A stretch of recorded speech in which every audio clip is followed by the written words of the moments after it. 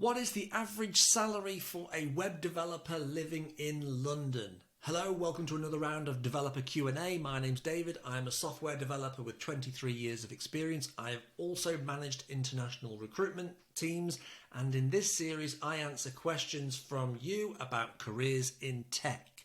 So, the average salary for a web developer living in London.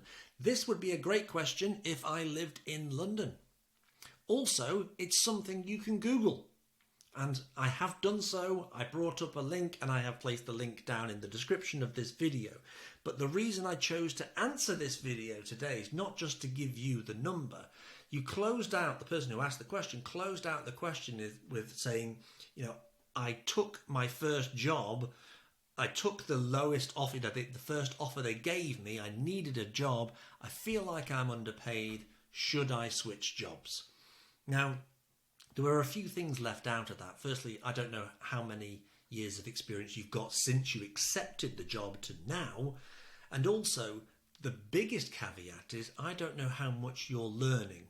Now, if you're learning vast amounts, the experience, the team, the culture, everything about it is fabulous. If you're doing great, then and you're really early on, like you've only been there 6 to 12 months, it might be worth staying. If you're making enough money to live on, then the experience is more valuable at this stage. So if you're sat there thinking, I'm really not learning anything, if I was sat at home doing my own projects, I'd be learning more, then taking lesser wage is not helping you. I would fight for more of a wage. I would say, yes, move jobs.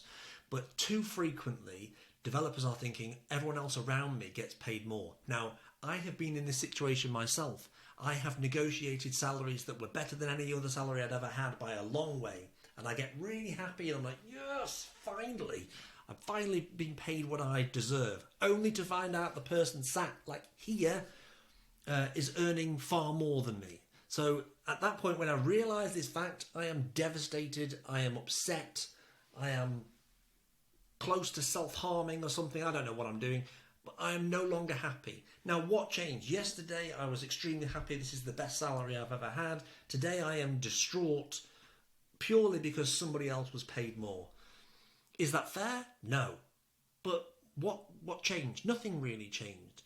So I would say you can have conversations with your employer to negotiate this. And this is where understanding whether you're actually happy in the job, whether the job is valuable, whether the experience is worth it. And if so, I would stay for the experience. You don't have to stay forever, but stay to maximise that so that you can then use that when you move on to somewhere else and go, I know my job now, I'm moving on to something better. But if you're just going to sit there like I have also done in jobs at the start of my career, you sit there and you don't feel like you're learning anything, then it's time to move.